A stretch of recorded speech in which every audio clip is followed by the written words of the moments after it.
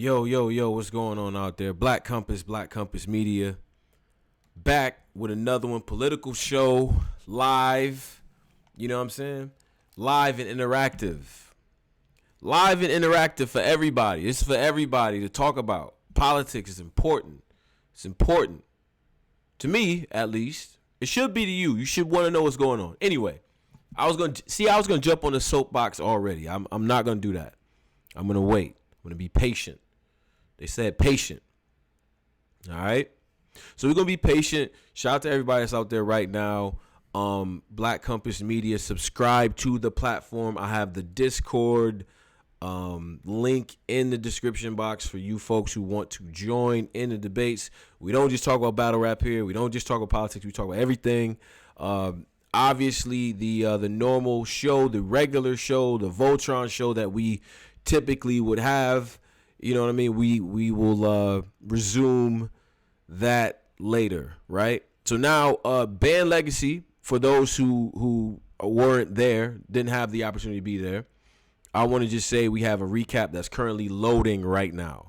Literally loading right now. So make sure you listen to that. Driz is working like a madman. Like, he's really, I don't know. Zane Lowe, I don't know what is the exact person. Like, who's the person? Who is Driz?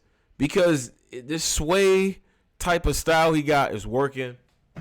Bunch of different interviews. Everybody from the Saga to Snake Eyes to Jack Boy. Like, there's a lot that's on there. You know what I'm saying? Like, you talking about two and a half hours of content for the fellas, all right? So shout out to my man Driz for working his ass off, man. Shout out to the whole team. Shout out to society, everybody that's really rocking with this and everything like that. I know people wanted to talk on the politics thing. Now, I do commend everybody for, well, I can't say commend, that's the wrong word. I definitely salute everybody for, giving the feedback on the political show. May not have liked all of the angles, but hey, that's just kind of that's not what it's there for, to be honest with you. It's more so the type of thing to where let's be informed, let's talk about things, let's talk about issues, let's talk about us, all right? So, I just want to shout out the Black Compass, DA Black Compass. So go ahead and jump on that right now. On the Twitters and everything like that. We're also on everything from YouTube to SoundCloud to everything like that. Now, I realize that I might be lacking behind in the SoundCloud, but I got y'all. SoundClouds and the Google Plays and everything like that. We'll catch those things back up for the people. All right? We'll catch those things back up for the people. Here's where I want to start first. You see the picture. Those of you who are in the chat. Now, everyone says, Tone, leave the stream up. Leave the stream up, bro. The stream needs to stay up. Yes, we will keep the stream up. All right? We'll keep it up. We'll keep the comments up. I like what happens in the YouTube chat. You got brothers making good points in there. Sometimes they're killing me. But a lot of great points in there, a lot of different viewpoints. We want to keep that conversation up for the people to see on the playback. All right. But then we also want to keep the community conversation going here too. If you're on the Black Compass Discord, jump in the politics session. That's where we're going. All right. Now, Lord Moon, shout out to you. You're not about to call Polo Ringo Starr. All right. We're not doing that. Polo's not Ringo. No. Polo's like if you put John Bonham in the Beatles, like, that, imagine how crazy that would be. Like, I don't know. Some of y'all are going to hear that and go crazy. Other people is not going to do nothing. Like, but that's Polo. All right? So, rest in peace, John Bonham. That's a crazy reference. Let me get to what I want to get to because I have a lot of things to cover. I tell people if battle rap was politics, there would be, it's Summer Madness, 2 levels of crazy shit going on. But before we get here, I want to congratulate the brother Spike Lee. I want to do it. I guess I should add the sound effects and things like that. I don't know if I have them on deck to just add, but I gotta celebrate Spike Lee. I have to. I gotta celebrate Spike Lee for a couple of reasons. First and foremost, I mean, you talking about a guy who unapologetically black at all times. May not have agreed with everything he had to say, but the representations of our people and our culture, right? He should be cherished, especially among hip hop. You know what? That was something I thought about today. I mean, I know we got the shoes, we rock with them because the Jordans and everything like that. Now, I still feel a way about that, but Spike is a cultural ambassador, bruh. He is like not even just, I'm not even saying it on some like old school, like now, like the transition from everything that sort of brought you in that hip hop era. Like, look at the way he represented the people and the culture and things like that. Spike Lee had me mad that I wasn't from Brooklyn. I'm gonna come clean. Shout out to everybody from Brooklyn. Spike Lee had me tight that I wasn't from Brooklyn. Cause the way he made even the hood look like it was crazy. It was vivid. I've never been to Brooklyn, but I felt like I was sitting on them steps in Crooklyn. I felt like that. That was crazy. You know what I'm saying? Like the representations of people and how people dressed. And I mean, I was young back then, but the way everyone looked, the style, everything. I just felt like it was incredibly poignant. And then throughout his career too, the other bodies of work that he's done. I tell people I never rush to a Spike Lee joint. And I like that he said, like, look at a Spike Lee joint. You feel what I'm saying? Like, that's powerful. I hope y'all understand how powerful that is. And I know some of y'all hated the Knicks growing up, and so you hate Spike Lee by proxy. I get it. But he's represented the culture in a certain way, in my opinion. And I feel like, yes, he said some controversial things. He's done some things that, whatever. You might want to judge him on whatever critique you have. But you talking about Do the Right Thing. He Got Game. Kings of Comedy. Oh my God. Inside Man. Like Malcolm X. Like some of the most groundbreaking movies that you're gonna see. She's Gotta Have It. Representing the culture in a certain way and bringing it to life in a way that people can respect from all classes. Professionally trained filmmaker. Like, you know what I'm saying? It's different. I think it's different. You know what I mean? Started with like She's Gotta Have It. Like Mo Better Blues. Like we're talking about a lot of heavy subjects at a time when America was really kind of America was still going through it, right? When Spike Lee was making films, you had the war on drugs. You had the whole demonization of people. You have the over arrest, the over incarceration that begins, the first the rejection of hip hop, then the embrace of the culture by mainstream people who don't live the experience. Check that out. Like, he saw all that happen and he brought that back to us, and I thought that was dope. So I give him credit for that. And there's constant reminders in his work of history, of our history. I mean, I can't say enough about the Malcolm X movie, right? Like, because just that whole thing. I mean, I know us growing up, you can't, if you my age and you know that Malcolm X movie did something, like when you was young and you watched it. It did something to you. You know what I'm saying? A lot of his movies have that effect. You know what I mean? Clockers, Growing Up Again, that's another one where it's like, it's crazy. And we always making different points, but we can go into different genres. He has the ability to do that. He showed you that countless times. So I just feel like the award was overdue. Congratulations to Spike Lee.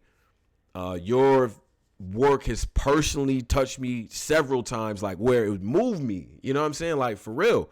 The scene where Malcolm X meets Elijah Muhammad is crazy. I don't care what religion you are. Like, that scene is crazy.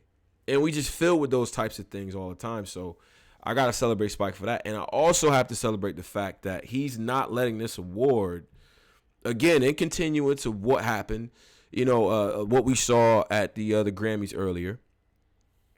In continuance of that, we saw him not stand up there and immediately go crazy about the fact that he won this award.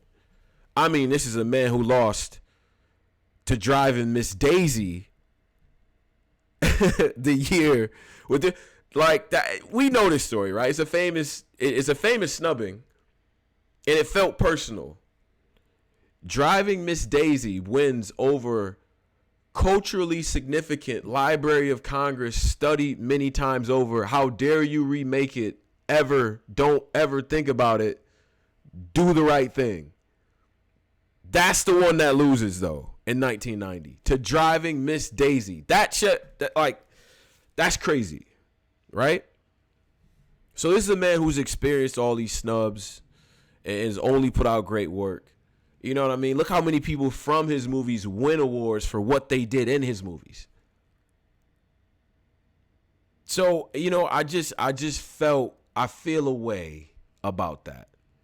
But I like the fact that Spike doesn't let any of that stuff, mess up how he feels about his work. He cares about what the culture thinks about his work, and we embrace it. Love Spike. I like the fact that he got up there. This picture it sums it up right here. Shout out to Discord, shout out to YouTube and everything. This picture sums it up. I'm going to leave it up. This picture of Spike Lee it's the best. It's just the best picture like you're going to see, right? Like he's going crazy. You know what I'm saying? Obviously we got snubbed on the best picture this year, but we not letting that phase us. We know good and goddamn well. Did y'all see Green Book? Did y'all see that? Like, I don't like sanitized representations of oppression. I don't like that. But there's good acting in it. I'm not mad at Viggo Mortensen. I'm not mad at Mahershala Ali. I think Mahershala Ali is one of the best. Like, for me, he's number one right now in terms of acting for black men. Like, he's the best. Mahershala Ali. Watch True Crime. So, I'm just saying. True Detective. But anyway, doesn't matter. I just don't like that viewpoint. I think it's problematic when you have a movie like BlacKkKlansman there. And to be honest with you, Star is Born, man. Listen, I know brothers don't want to admit when they get dragged to something or whatever. I didn't get dragged to this one. The Lady Gaga and Bradley Cooper movie is aight. Like, go watch that. Not mad at it. But anyway, getting back to it, I just think, I'm proud of what Spike Lee's done for the culture. I'm proud of what he said. It's just a shame that, we have a president that's so outwardly trivializes the speech of black men. I mean, you're talking about Spike fucking Lee, the top at his field. I don't give a fuck what award we talking about here. Everybody in Hollywood tips their hat to Spike Lee. Everyone. Because it's Spike Lee. He's made classics. But because you don't respect this man in his field and you don't respect him as a man, you don't see him as that.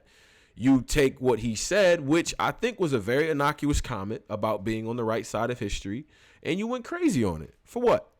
And you called it racist. This whole I'm gonna call you racist thing that shout out to white folks. Love y'all. The advocates, the allies, the people who seek to understand oppression and its many ways and the privilege that they so deserve. The people who actively do that. Shout out to all of y'all.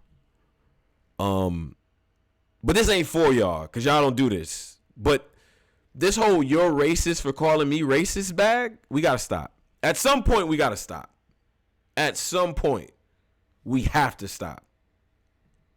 So, I just don't do that. And I think you have a president that traffics in that. And just, it's a shame that he has to do that, Did I think Black Panther was supposed to be best film or whatever? Would I have rathered that over BlacKkKlansman? No, absolutely not. I mean, I don't think, I never thought of Black Panther as even, it was crazy visually. Okay. Do we want to go back to the list of Marvel movies that are better than Black Panther? Okay, I'm cool with it, but I think the representation of our people in that way, and those are very fine actors in, you're talking about everyone who was in Wakanda is an amazing actor in their own right. And that's what made it so powerful, along with the beauty of it, along with the sense of utopia, untouched by imperialism. Like, rest in peace, Stanley. We did that long before any of this shit was happening. Just saying.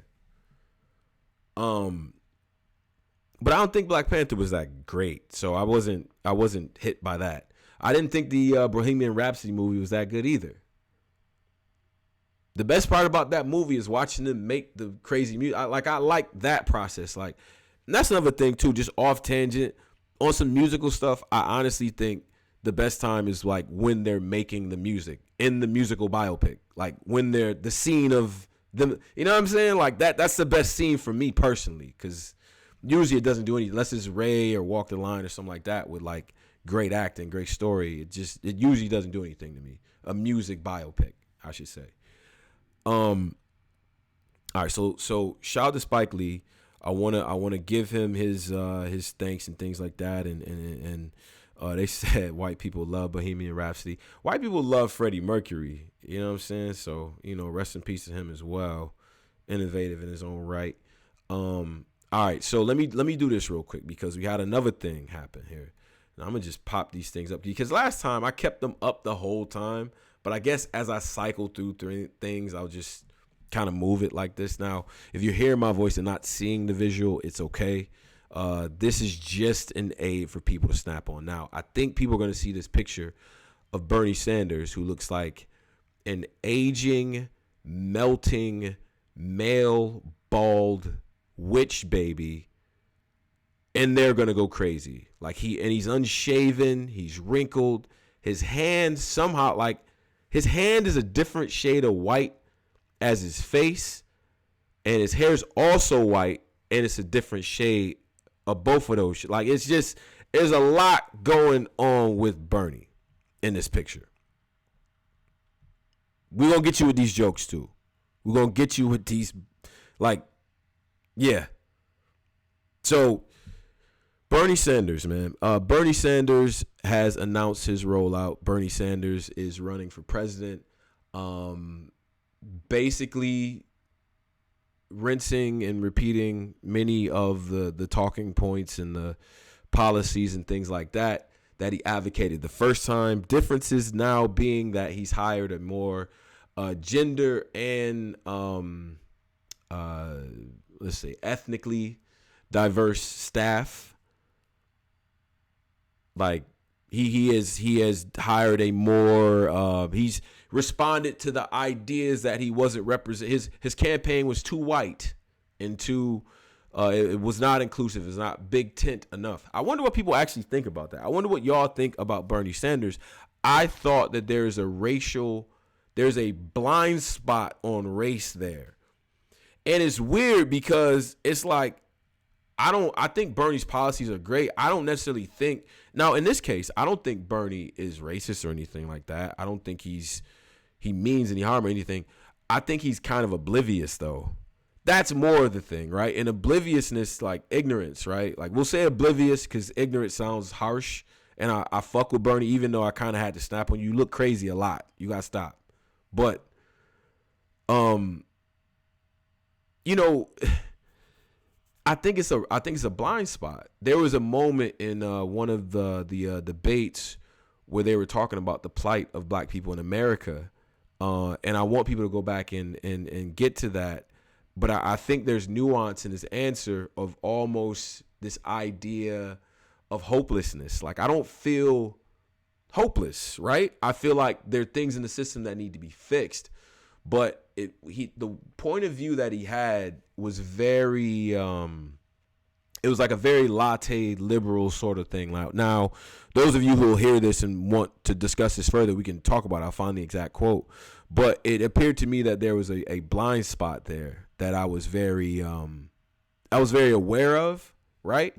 And even my support didn't go to Bernie Sanders at all. I feel like for a couple reasons. I disagree with him economically. I think his plans are very ambitious.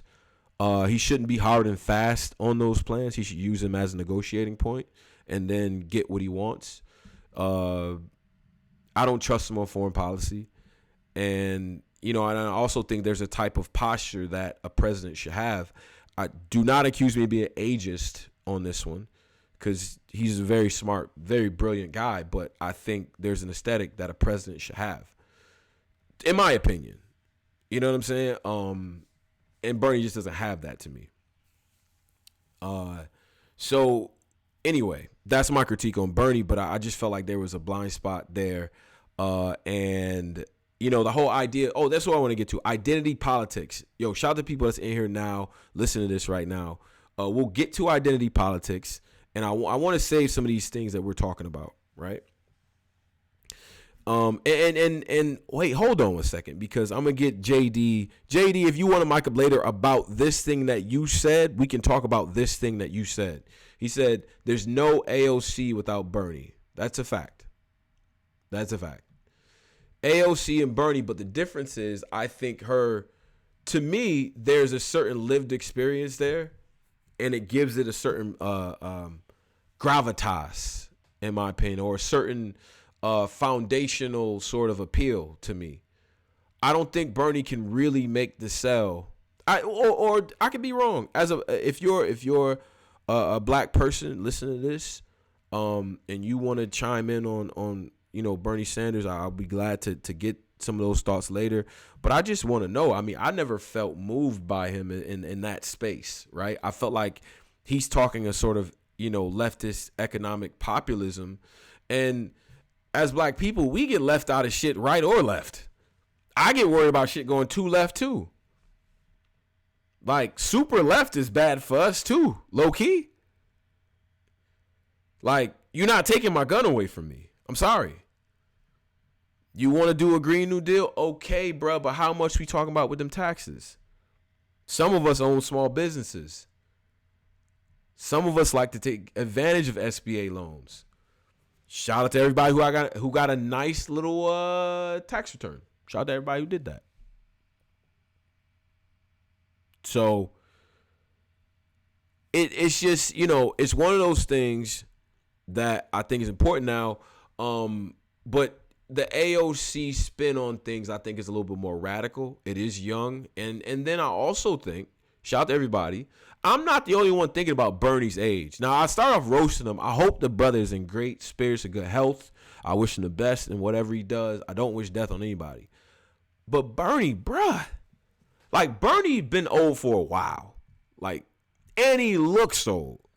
Like, Bernie looks like if he tripped on a step and had a little tumble, we would have an issue. Like, we have to talk about it. We have to figure something out. Is he okay? I need to see the good bill of health. You know what I'm saying? I often think that people who lead our country are a little bit too old in the first place. And I was saying the same thing about Trump. I gotta say the same thing about Bernie. Yeah, the Green New Deal. Somebody asked about the Green New Deal. Now, the Green New Deal, the particulars of the Green New Deal.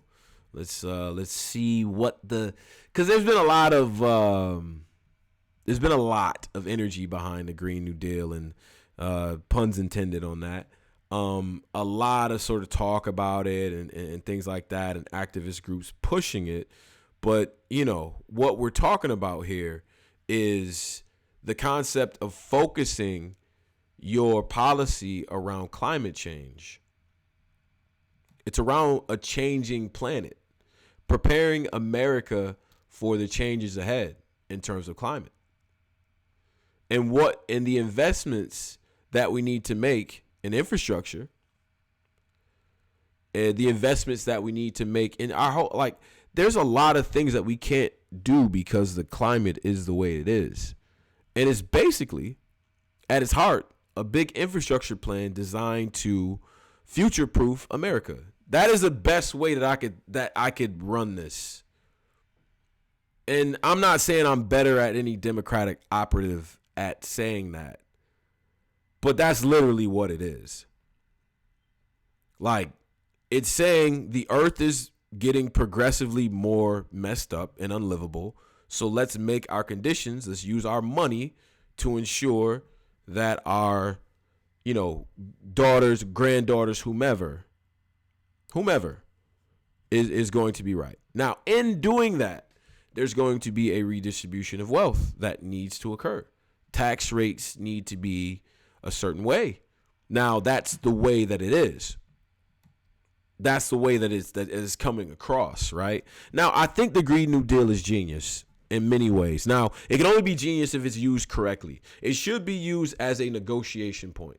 I fear that it's being framed as, now you got to understand, right? I may not like a lot of conservatives and things like that, and I'm very left of center. I have no shame in admitting that, but you got to give it to the conservatives, because they have a way of framing things. They have successfully framed AOC as the leader of the modern Democratic Party, the new face of it, I should say. She's the youngest member, and think about how many people came in this year. There's a lot of women. There's a lot of people that could be picked of the group. Why would they choose AOC? They see something there. They see this sort of, she's kind of loose with it, right? She has that. She can get riled up. She can get a lot of energy behind her. Okay, we need that. It's interesting. But what they've also successfully done is frame this as some type of big, massive cash grab, which, these tax rates are high. Make no mistake about it. So these tax rates are incredibly high. And, I do think that the redistribution of wealth, when you talk about people, old money, people who've been wealthy for a long time, generationally wealthy, with safety nets in place to preserve that wealth for future generations without them doing much, you're shaking the trees that don't want to be shaked. You're shaking trees that got bees at the top. You're traversing new territory. These are people who don't like to be bothered. How do I know they're people who don't like to be bothered? They have doormen. Like, you ever go to, okay, this is going to sound like it's stunting, but it's not stunting. You ever went to a really, really, really wealthy person's crib? Because I've been to a really, really, really, really wealthy person's crib. First of all, when I say going to their crib, in my head, I'm not thinking of how I would go up to your door, knock on your door, and then maybe you don't answer the first time because niggas be busy. So then I knock again and you go to the door. Okay, cool. I'm in there. His house, I had to meet a doorman at the beginning of a neighborhood and then get to his gate. There was a guy there, and I had to pull the car in and then walk, and then I was at his crib. He was that rich. They don't like to be bothered. They have layers of things in front of you preventing you from just going to the crib. You can't pull up to his house. So if that same person doesn't want you to even pull up to their crib and pop up unannounced, why would you think they want you bothering their generational wealth? What? You're not about to bother me with that. What are you talking about? You don't get to touch that. So these are the trees that need to be rattled, though, in America, and we all have a choice. I mean, at the end of the day, it's not going to be us. We'll be probably okay, but I'm presuming that if you're my age and you live to about 90, it might get weird out here. I'm just saying. So our grandkids are going to be faced with that reality, and then what? And you're going to have to bite the bullet on it. You're just going to have to let them do what they can do. So do you future-proof America? Do you build in to these incentives of the Green Deal to have other things that make sense for America? Maybe lower taxes in certain areas. Maybe, hey, let's boost startups here. Somebody Bill Maher, shout out to Bill Maher. He made an incredible point about this whole Amazon debacle. Amazon, if you were smart, you would go to the Midwest. They would name the whole city after you. You would employ a bunch of people. And then who knows, somebody might move and be like, you know what? I'm going to South Dakota or something, right? Why would you not just do that? Because then you could boost an entire area that's not filled. America's not really filled in. A lot of the middle of the country is kind of empty. So, but these are things that we need to consider just as a people. Shout out to the people that support Bernie will talk and things like that. I want to jump to the next thing, and I will get some people on too. On top of that, but Bernie's interesting. I'm not, again, I need to hear something different. You can't just like rinse and repeat the last campaign. Like, I'm not trying to hear it. I got two things that, first of all, for the people that's looking, this Michael Cohen like GIF is hilarious. Like, he's snitching. Like, we just telling, like, at this point. But I'm going to put this other picture next to that picture, all right? Now, the tale of two pictures. One of now disgraced, partially embattled, I would say convicted felon. I like to say how things are because, you know, if it was one of us, if convicted felon, the fact that they still don't refer to him as that first tells you everything you need to know.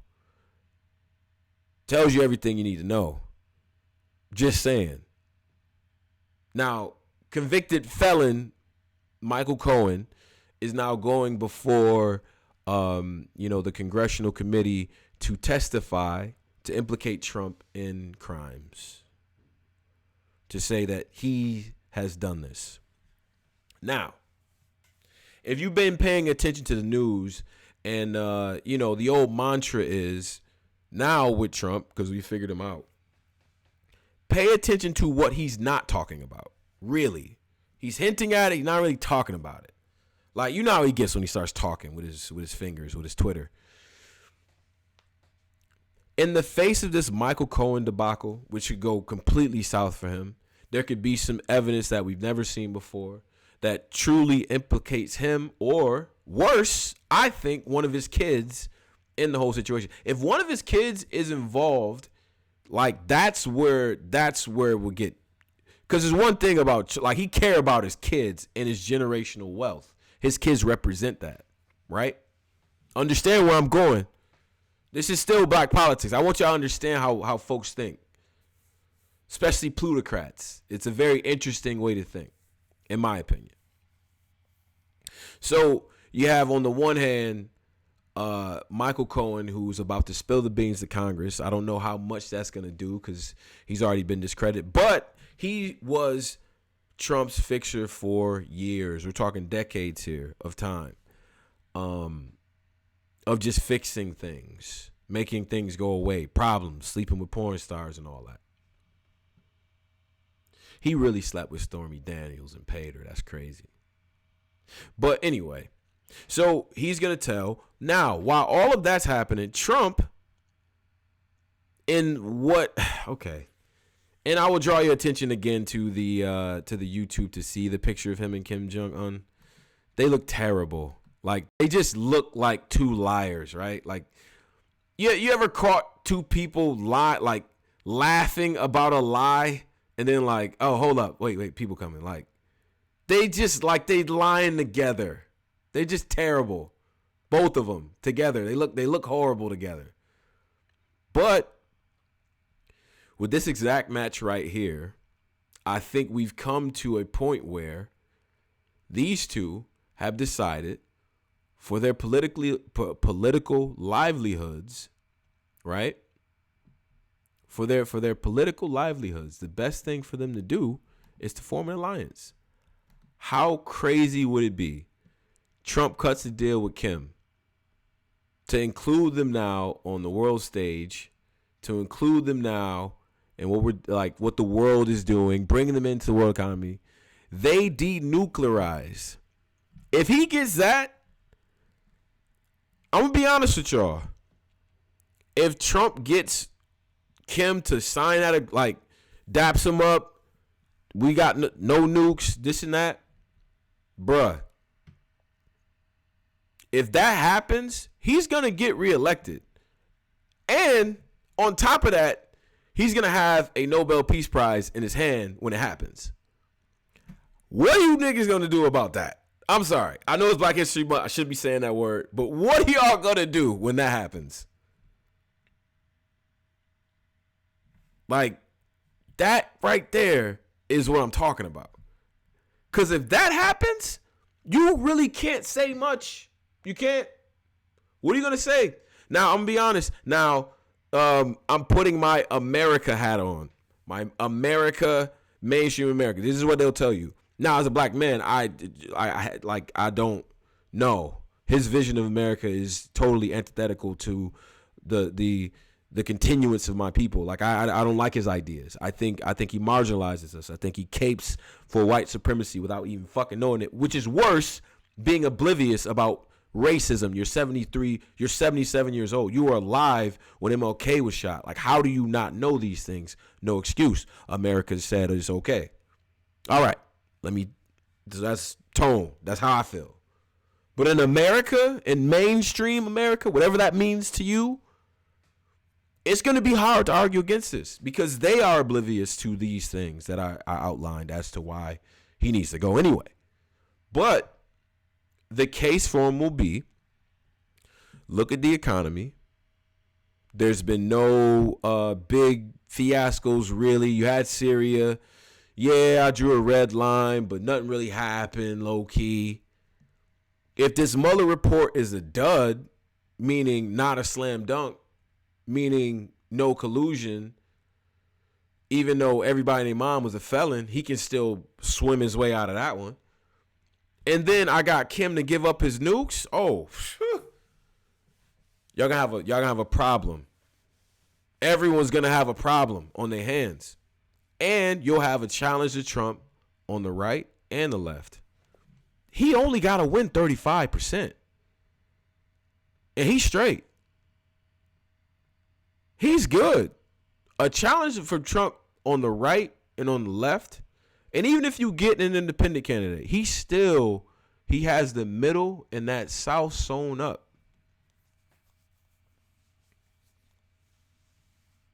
That's the part that's scary to me. That's the part that's crazy. Now, I could be tripping. Now, Trump knowing Trump, he might go over there, say some wrong shit, make everybody look crazy, and then leave, not get nothing, because he's overpromised on these meetings before. But the prospect itself is crazy. If you're Trump, you're going your hardest right now. Right now. Because guarantee if he get that, all these pundits and insiders and people that's like, whatever, they're gonna run this, man. They're gonna do it. It's gonna be in a loop on Fox News. Trump denuclearizes North Korea. That's crazy on anybody's resume. I'm sorry.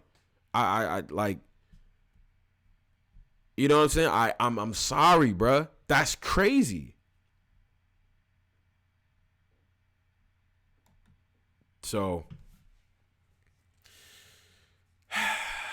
I just think if he's able to broker that deal, it looks crazy. So I don't know. I'm going to see what happens. I see more and more people saying he's gonna have another term, which is already a little scary. And I see like people on my side of the fence saying it, which is like even scarier.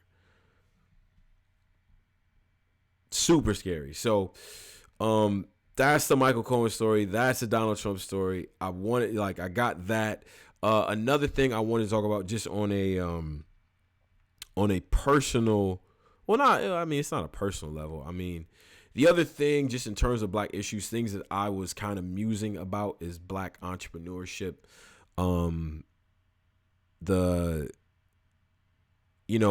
If you're a black entrepreneur, I particularly want to hear what you would have to say about owning a business, starting a business, continuing a business, the barriers to success and things of that nature. What I'll do is I will add, a couple of links to some things that I've been sort of researching on that. I have a background in entrepreneurship. I went to school for that too, on top of the engineering work. So, that is always interesting to me. The barriers to entry do you see these roads easing up? I want to hear about that. I have perspectives on black entrepreneurs and how to buy and how to sell black, I think should be the next thing. Shout out to Killer Mike.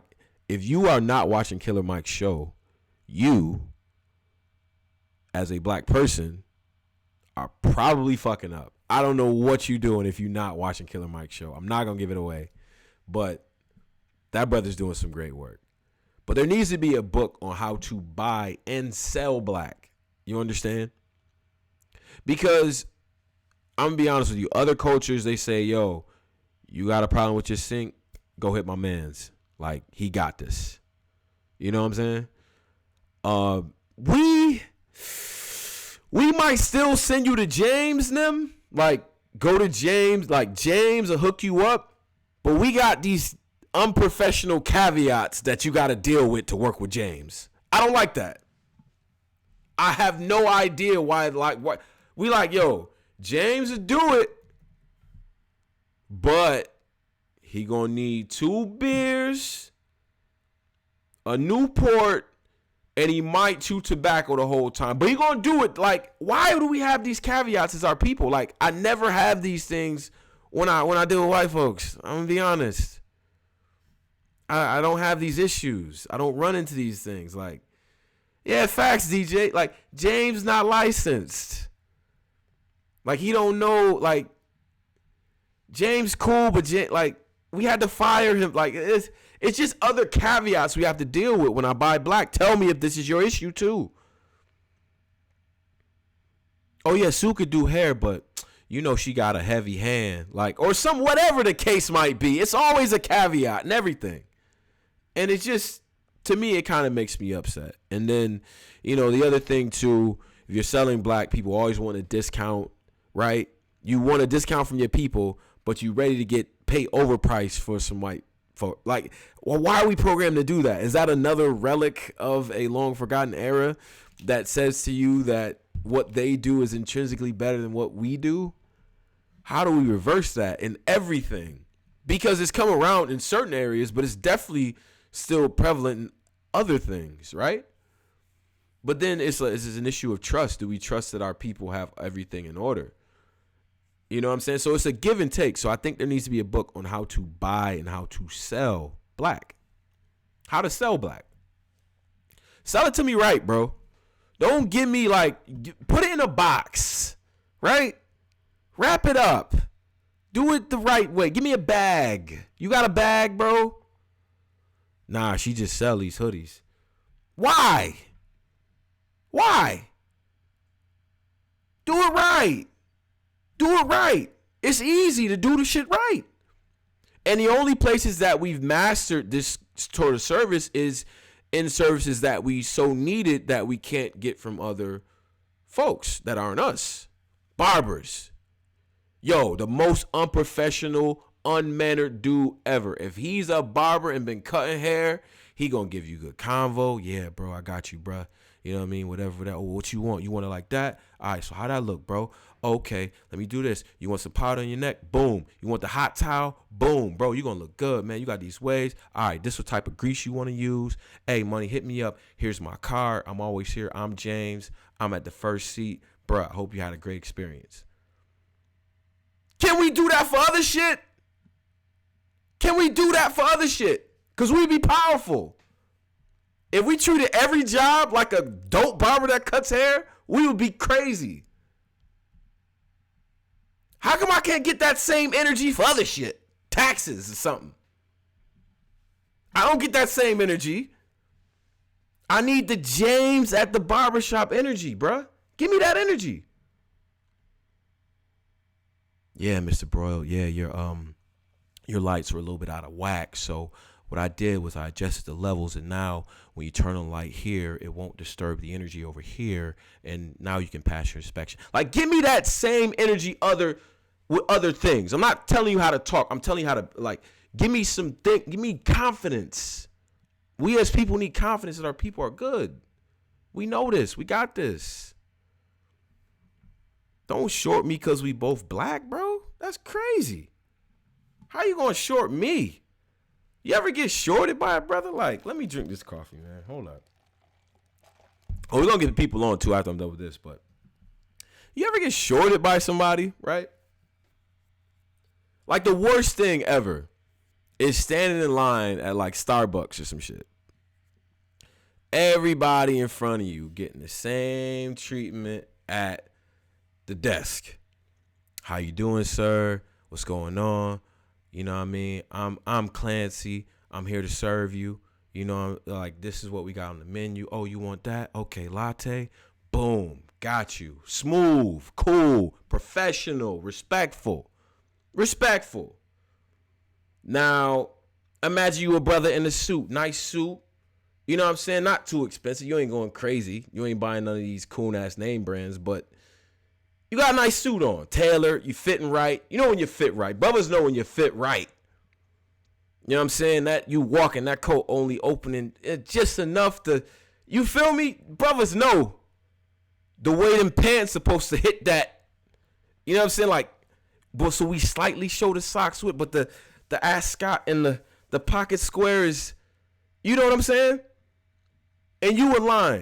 And there's a mailman in front of you, a biker in front of you, and a stoner in front of you. And they get the fire treatment, bruh. Yo, what's going on? They get the fire treatment, right? You get up there after the yes, sir, no, sirs, and how would you like that? Would you like fries with that? Whatever the fuck they say. You get up there. What up, my nigga? What you want, bro? What? I'm in a suit. What are we doing here? Treat me like do the same. I want the same energy. I don't know you. I don't know you. See, I'm the type to be like, Clancy, who are you talking to? I'm getting to that age. I think that comes with age. I'm at the who the fuck are you talking to age. I'm approaching it. I'm not quite there because I'm younger than 35. But I think when brothers turn over 35, that's when you got to talk to us a certain way. I'm sorry. You got to dress me right. I don't know you, Clancy. All right.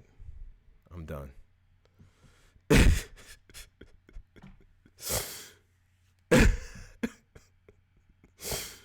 Oh, man. All right. So here's what I'm going to do. I'm gonna get over my Starbucks experience. And I'm gonna get some people up here. Pardon my voice. Shout out to people that's listening to this now. I'm gonna leave this up for the people. Things like that. You got questions, comments, you like Tone, you dead ass wrong about this. You wanna send me books? Send them. I know I said it like that, but if you wanna send me books, send them. Alright? Cause I read books too when I'm not doing this stuff and work. All right, so we're going to let the brothers up, man. I want to hear what the brothers got to say.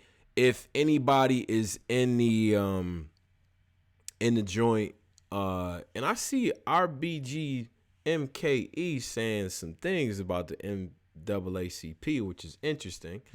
And I see my man Black Roots. I'm gonna get Black Roots in first, but I think let me consult the room here and let me just give a little public service announcement. There will be a show tomorrow for everybody that's out there right now. Full Voltron show for everybody. You know what I'm saying? Hit the I wanna call up joint. Let me see what's in there. Nobody's in there.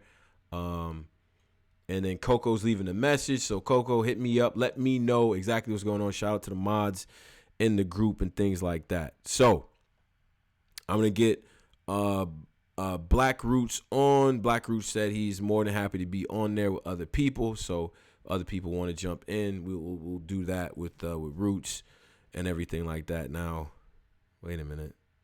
They said I come back and Tone going crazy. Yeah, Clancy, give me the right service, bruh. It was a service convo. I ain't gonna hold you. Clancy is ass. That's a fact, DJ. JD. All right, so I'm gonna get All right, so this is what I'm gonna do. I'm gonna get Roots on now, and folks who want to join in, hit the chat. We'll plug you in as well. But I want to see what my man got to say. Black Roots, you on? What's up, man? Yo. Okay, if he's talking, I certainly don't hear him. Black Roots, you probably, I don't know if you're speaking to mute, but I can't hear you, my man. Wait a minute. Yeah, Roots, I can't. Wait, they said that they hear you. All right, hold on. Let me. All right, let me get my shit together. All right, Roots, can you hear me? Black Roots. Ooh. They said they all can hear you and I can't. That is interesting. All right. Nah, I can't hear the brother. I'm sorry, y'all. They said it's me. They said I muted myself. What? What does that even mean? All right. I gotta Roots. I can't. I didn't mute him. No. He's unmuted for sure, 100%. So I don't know what to do. Roots, jump in, jump back out. Like, you know what I mean? Let me know. They said click on it. He might be locally muted. I don't see that. Nah, he's not. None of that. So, all right. So we'll get Roots back on and everything like that. They said that I'm muted. I'm definitely not though. I have no idea what you guys. The YouTube can still hear me, and they think I'm going crazy right now. And they just heard my computer turn up and down. But nah, none of these people can hear him, and they're saying that very profoundly on the joint. All right, so they said we hear him and you, so we both trash. Roots. Well, if they can hear him now. All right, they said they hear us both. I don't hear the man, so I can't really do nothing with that. Let me do this real quick. I'm gonna get. Hold on a second, Coco. Cut like. I need to see if I'm over here fucking up. Coco, what up? Oh, she talking too. That's crazy. Uh-oh. I'm not hearing shit. All right, so hold on one second. Shout out to the chat. Hold on one second. I'll be right back.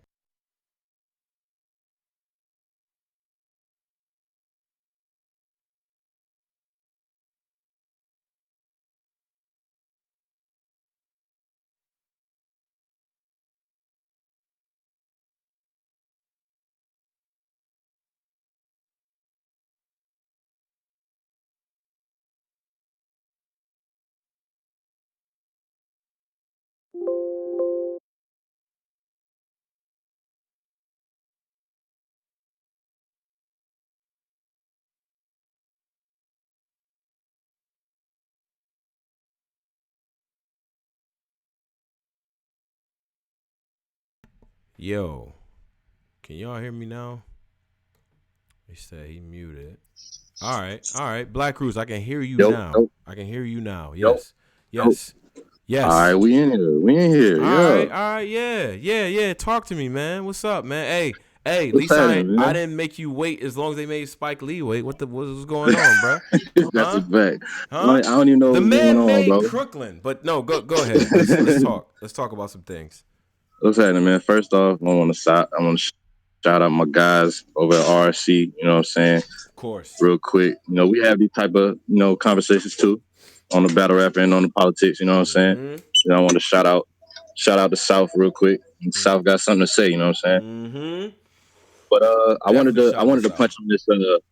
I wanted to punch on this. What you said earlier about white people feeling like black people are helpless.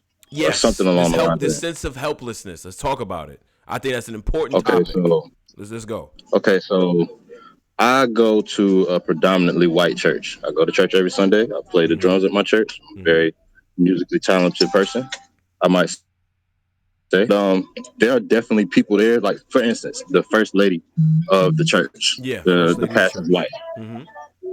Every single time a new black person enters the church, she takes it upon herself to make sure they got everything they need. And like she treat them like a lost dog. Like you know how you come across a lost dog in the road or whatever. Yeah. You kind of feel bad for it. Like, damn, he ain't got no collar or nothing like that. He's out here, doing too much. Like you doing too much. Like way too much. Bro. You doing too much. Like my cousin actually started going, and this is when I noticed it. My cousin got a kid, and she's like, "Oh well, if you ever need anybody to babysit," I'm like, first of all, she don't know you. Yeah. If anything, she'll come to me first before she come to you. She don't know you. Right. So why are you asking to babysit her child? She don't know you. She don't know what type of stuff you be doing with your child. I don't think white people understand that. We raise our kids totally different. Yeah, Totally. and look, I think you tapping into two things that are very, very. Now, this idea of overcompensation, is that a react? Is that her instinct to do that because she thinks you're less Yes. than, or is that derived from her guilt? Let's address white guilt and overcompensation. I think it's a combination of both, to be honest. Like we all understand that slavery happened. We understand that segregation happened. I got grandparents that was born in the middle of segregation. They saw it for themselves. They were part of the people that had to enter into the back of the building just to come in and eat. You know what I'm saying? If they were served. You know, like I know people that were in the South participating in the lunch sit-ins, you know, sitting at the counter until you were served and not leaving and getting punched in the back of the head by white people while they trying to eat or get their food. You know what I'm saying? Like, we all know this happened. Why do you feel so guilty that you have to try to make up for it in 2019? Like, there's absolutely nothing you can do to erase slavery from my mind. There's nothing you can do. Right. There's nothing you can do to change the fact that I know that my uncle land was stole from him. And that's a true story. My great uncle land was literally stolen from him by white people. You know, so let me. God damn it! I'm only doing this to sharpen my brother here. This is all. Now, chat, don't kill me, because y'all know how I feel about such things. All right. Why is slow mode enabled? Like, that's weird. Yo, someone take slow mode off of this shit. If you're why is that enabled? That's weird. Okay, all right. So anyway, my job be doing that. Anyway, it doesn't matter. Now, I'm going to ask you here: slavery being as significant as it was, as crazy as it was, as detrimental to our people as it was, why should she? Do you blame her for feeling a sense of guilt and a sense of like, let me help these people? Because in the back of her head, she knows. You don't feel. I don't. Okay. I do not feel. I don't think it's wrong of her to feel that guilt. If anything, it would help if a lot more white people felt that guilt on the inside, because then we would be treated a lot differently in the streets. That's for one. Encounters with in between black and white people would go a whole lot smoother if white people would approach with that humbleness of a person with guilt. You know what I'm saying? Like, if I step on your shoe and I didn't mean to, I'm not gonna be like, well, sorry, nigga. I'm gonna be like, my bad. I'm sorry. I ain't mean to do that. Like, yeah, like you can't approach somebody so hostilely and you already did them wrong the first time, because that's just gonna make the situation worse. They're not gonna want to hear your apology. I want to hear nothing you got to say. Right. But if you approach it with a sense of humility, it's a different conversation. Do you believe in reparations? Yes, I do. Yes, I do. I actually have it to the point where I actually have a friend that I had a conversation with. He's part white and part Korean, and he's one of the blackest people I know. Being 100% real. I don't know what that means. What does that mean? To the point where he feels that white people should go into slavery. Holy shit! That's just yes. We had this whole conversation, and he almost swayed me to believe the same thing. That's kind of nuts. That's how powerful it was. That's crazy, right? Reasons. But he's white and Korean. I think owning people does corrupt your heart in a way. No, that's a fact. I don't want my people's heart corrupted. Anyway, that's a fact. Let's just get back to reparations. All right. Reparations, bro. What do we get? Let's cut to the chase here. I want to know why you believe in reparations, and then what should people get? Go ahead. I feel like not only are we old, but everybody that the white people ever stole from are old. They still owe Indians for what they took from them. We literally are fighting for respect on stolen land. We're fighting for respect from the thieves, which is crazy. So if there's a line, and this is me being 100% honest, if there's a line, a reparations line, the Indians are there first. Or my bad, the natives are there first. First in line. After that is us, and then after that is the Japanese. Sheesh. Because there was literally a point in time where what would people get? Would you give them a monetary thing? I'm gonna tell you what I want. What would you do? I'm gonna tell you what I want. I want my 40 acres that I was promised. Because I was told I could get that. Do you think Africans that live here should also get reparations? See, that's when you go into bloodline. Who are the people that actually did have slaves as ancestors? Interesting. So that's we'd have to all do 23andMe, which is crazy, and then process the results. No, I'm just trying to do, like, I'm not trying to trivialize you saying this thing, but no, I feel you. I'm really actually trying to work out reparations and what that would look like, what would make sense, and what is feasible, like even on some no price tag shit. What is right to do? Well, see, this is my thing. Going back to the 40 acres thing, we was promised 40 acres, right? And then we get to the time where it's time to pay up, and they're like, "Oh no, you got to work for that, cuz." Not you got to work once you get it, but you got to work to get it.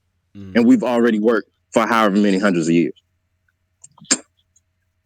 And not only at the point that we were promised it was we found out it was a lie, but we still got treated like shit. Part of my French, no part of my language. Right. But we still got treated like shit. Literally, the what was holding us down was taken away, and it was kind of as if it never left. We still see it today. There's still a problem going on between black civilians and police officers. Right. Still. Right. In 2019. So would your reparations would your reparations solve those systematic equalities? No, but it's a start. Well, inequalities. It's a lot that has to be done. And part of it I feel like can't be done because it's like this was when I found out it was real.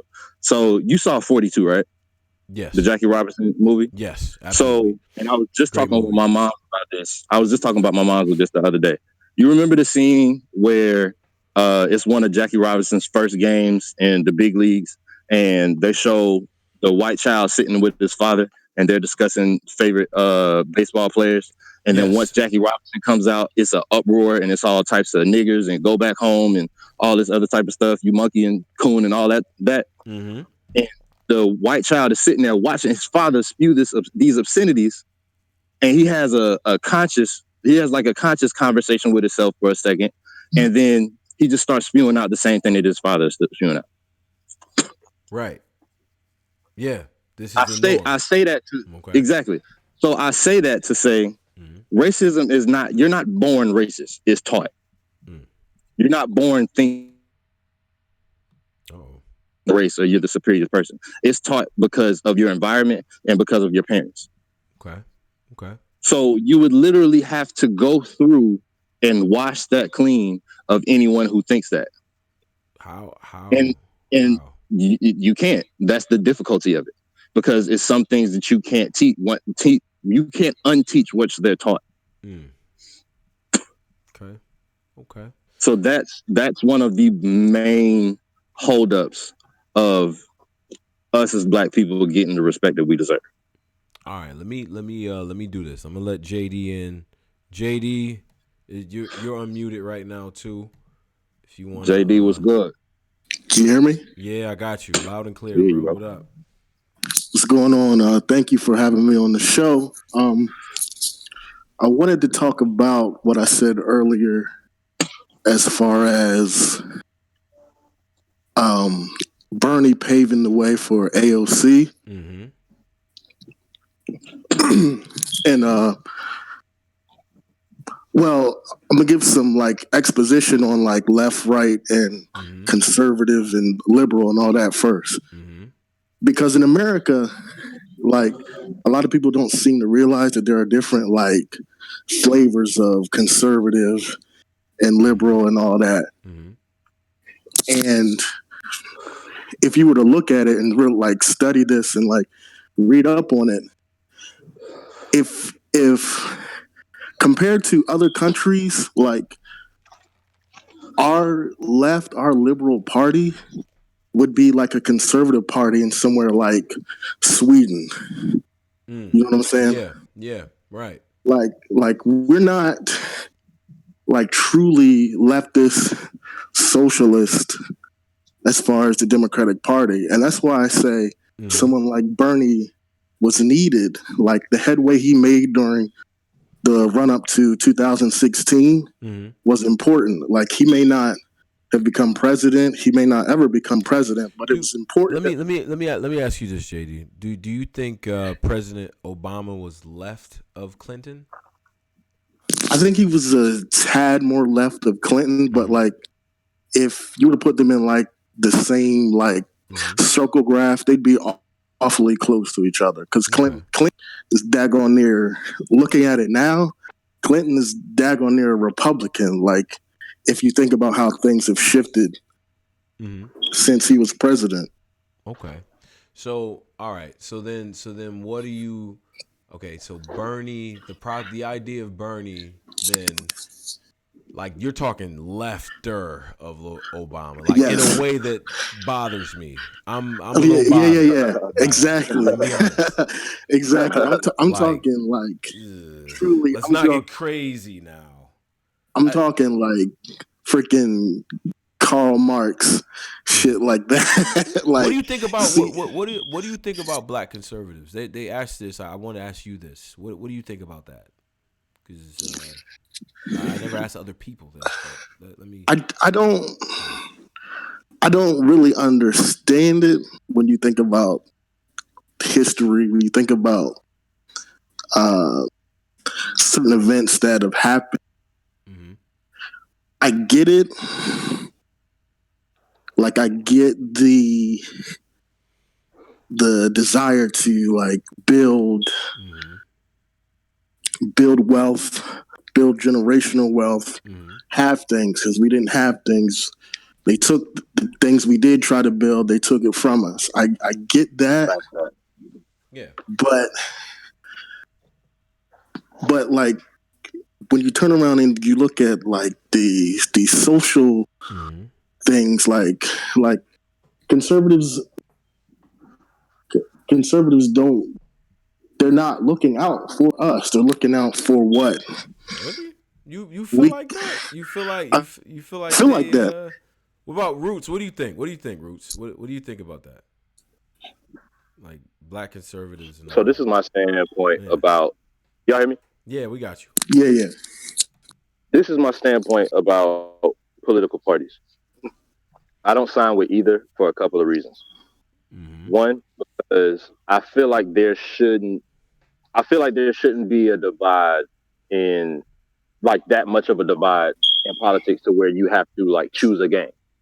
Like I feel like that's what it is. It's basically I could agree with that. Yeah. But so then you feel like people should so you don't believe in identity politics. People of same races, same lived American experience grouping together. No, I do not being feel of the same political mindset.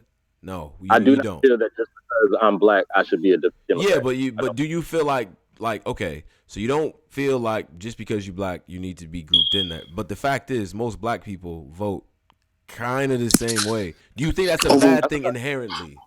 You think that's a bad thing inherently, or a sign that we're misguided in the way that we vote? I think it could be a bad thing because if you're just voting on, there are a lot of people that go to the polls and vote on a person because they're Democrat. I feel the same way about the people that voted for Obama because he was black. I don't feel like that's right. What was the other side doing in order to court us? Right? There's no attempt. There's no see. The problem to me, in my opinion, with black conservatism is that they haven't been able to jive our experiences outside with their message. Like they give us the economic messages, which we can fuck with, but the social aspect of like we're American before anything type of thing is like, nah, bro, I'm black, and that's a different experience Right, altogether. And right, y'all and kind of ignore that, and when y'all make all these economic decrees of everyone just needing to not talk about race because there's certain barriers. Forward pushing the what's it called for abortion, pro-choice. I think that, yeah, pro-choice. If there's a president that's fully pushing pro-choice and that's like his main pivot, I'm not gonna rock with that because I don't believe in that.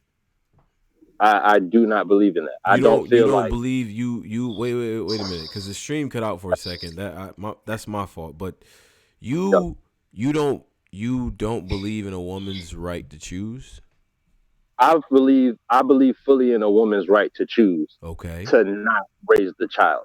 I do not fully believe that it is right to Huh. because you feel like you're not good enough or because Yeah. you don't feel like you want the child, Okay. that be the reason why you So let me kill the child. can I ask you this? What's your plan for the children that potentially you would say they should have? What's your plan for those children?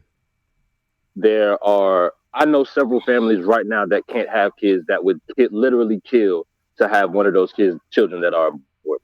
But all people, I mean, of those families, how many of them are fit to raise children? We know, like, No, everyone that's a isn't fact. fit to raise a child here, right? So, That's a fact, and yeah, that's a whole fact. But so then it, do you like? So that's then, why what do we you have do with the that's kids? why we have that's why we have a system in place that puts families through a process that makes that judgment. The families that are through, and I'm not even saying that process is 100% foolproof because there's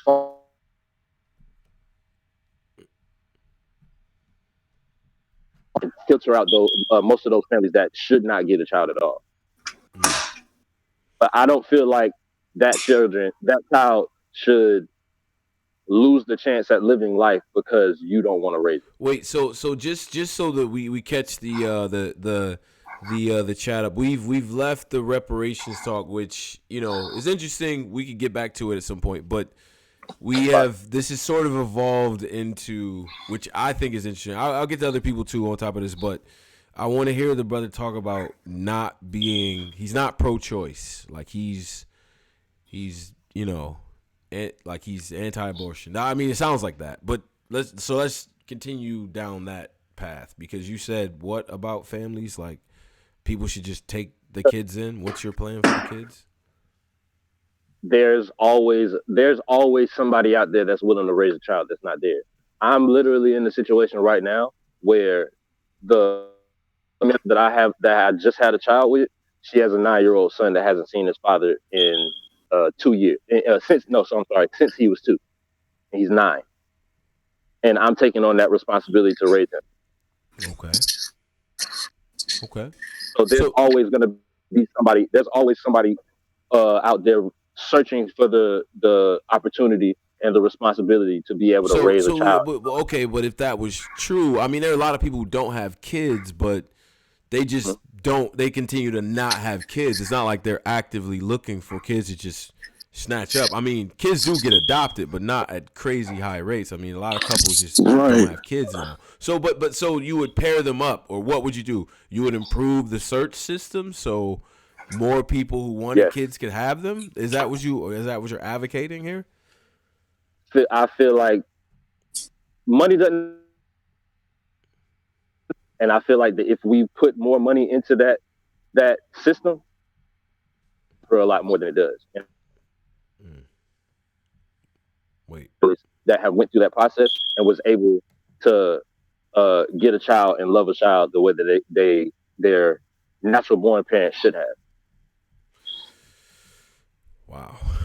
Um. Interesting. Interesting. I find this interesting. Now, let me do this. Let me. Wow. Yeah. That I didn't expect that. I did not expect that perspective on this. Wait a minute. So, um, man, who? So I'm gonna get some other people on and shit like that. On top of this, I appreciate JD for getting on here. Any final things? Oh, my bad on that because I had to get the chat and everything right. But Roots and JD, any final say on the on some of the things that were said here? Well, I don't really know a whole lot about adoption other than like anecdotes. And all I say to that is it seems like what people have told me, like what Roots is saying, that there are people willing to take on children and then there not actually being enough people willing to take on children. Those don't jive. But like I said, my knowledge of abortion, or not abortion, but adoption is strictly anecdotal, so I don't really. Okay, I got you. We gotta work out this reparation thing at some point, though, man, because y'all killing me with this shit. But let me get easy solution to that one. Tax these billionaires and these companies. Yeah, that's not enough, brother. There's a lot of things that happen in 400 years, bro. I'm just saying. Like, if we're not gonna punch on that, I'm not gonna punch on it. But I could punch on that. Yeah, but let me get some other people up and all that, man. I appreciate both of y'all brothers. So appreciate you having me, man. Giving y'all perspective and all that. All right. If you need a spot for the tone, bring me back up, bro. I'm here all night. No doubt, bro. All right, y'all be good. All right, so let me get my shit together, man. Shout out to JD, shout out to Black Roots and all that. And then I'm gonna get. So I seen Lord Moon, and then I seen D Marsh. So I'm gonna get Lord Moon on. Lord Moon, what up? Lord Moon, he's on. But, yo, what's happening, brother? How you doing? I'm all right, man. And then I got D Marsh on. Yo, Marsh, what up? All right, yo. So I hear both of y'all. Now, Lord Moon, go ahead and start because, I mean, you probably heard some things that you want to comment on. Maybe reparations, I don't know. I don't know what you wanted to do, but I'm just, the floor is yours, brother. What do you kick it off for us?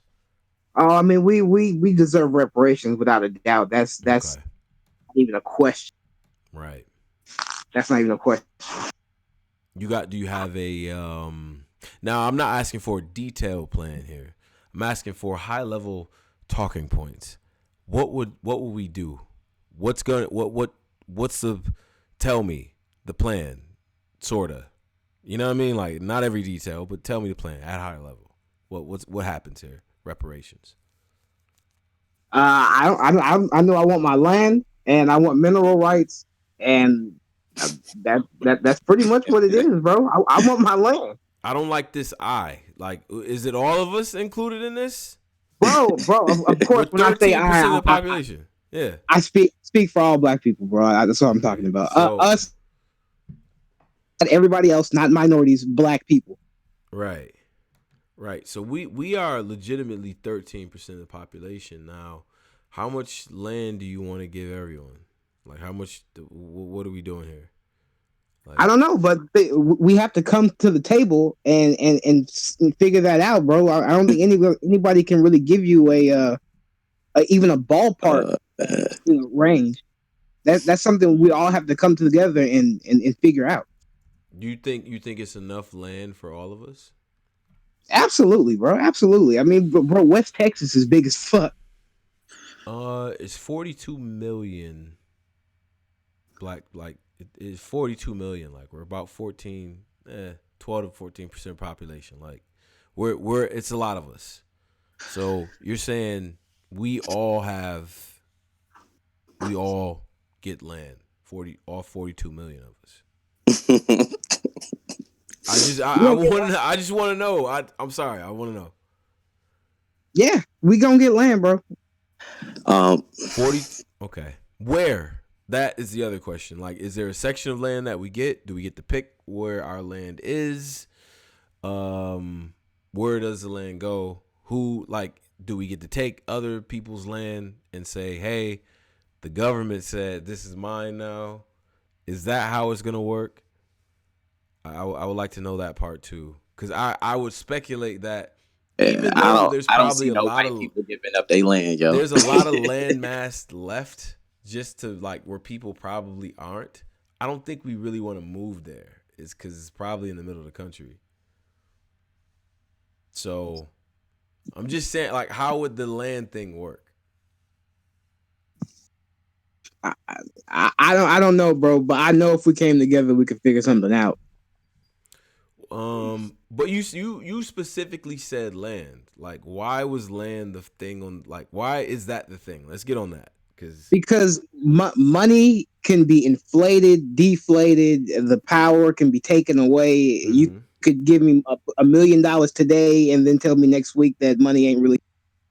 That's not concrete. I don't want a program. Programs can be shut down. I don't want to.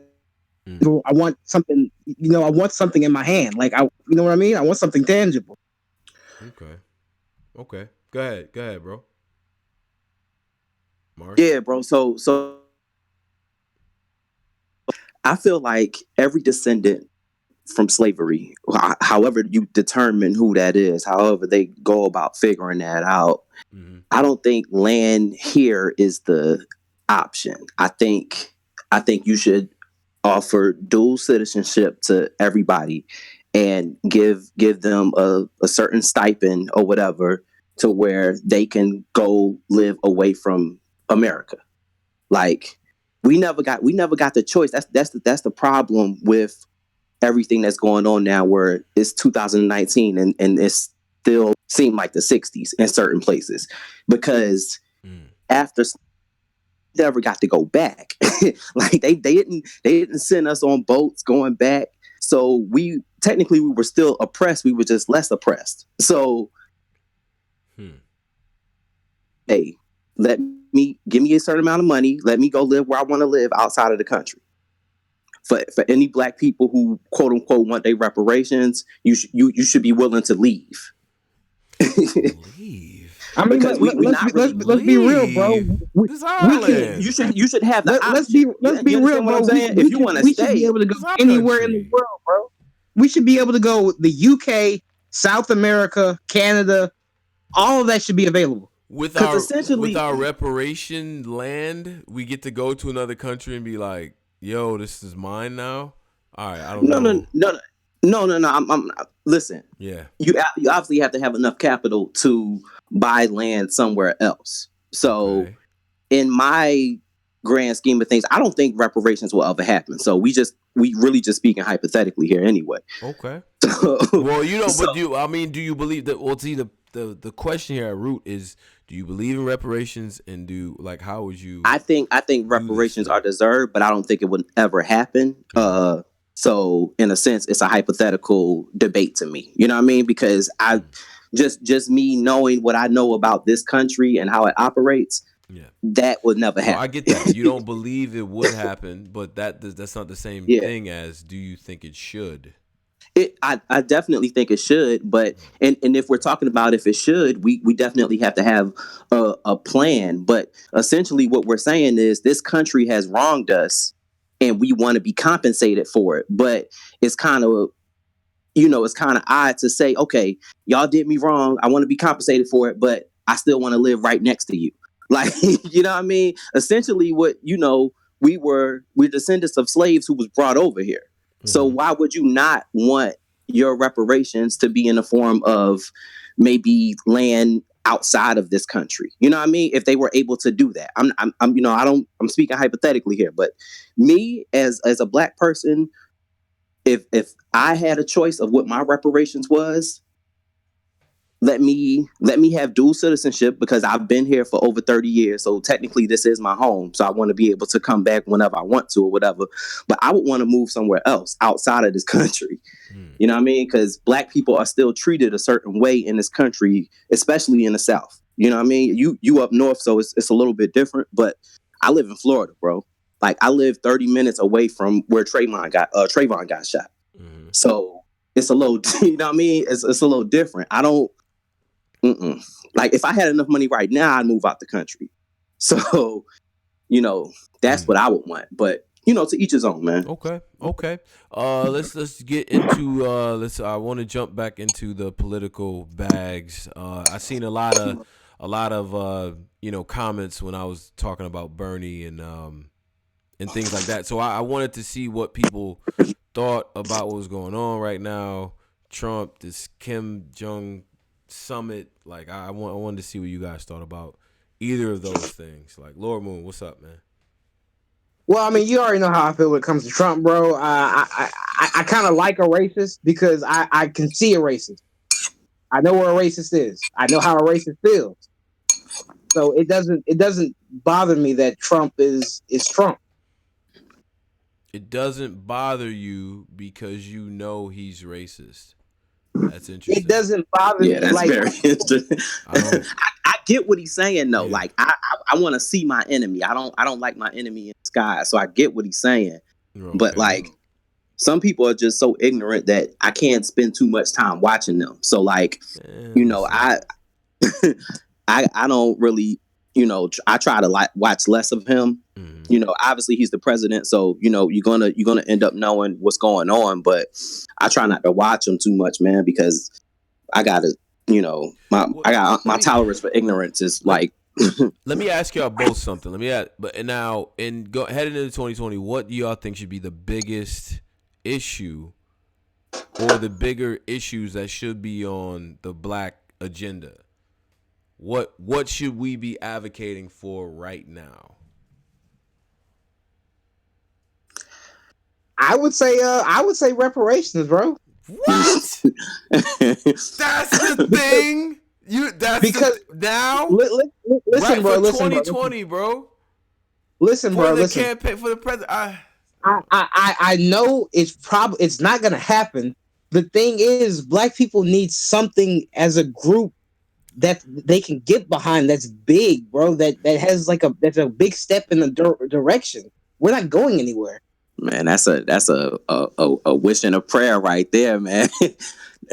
I feel you. You know what I mean? But that's not something that, to me, in my mind, that's not something that's obtainable in the next 2 years. Yeah, I'm trying to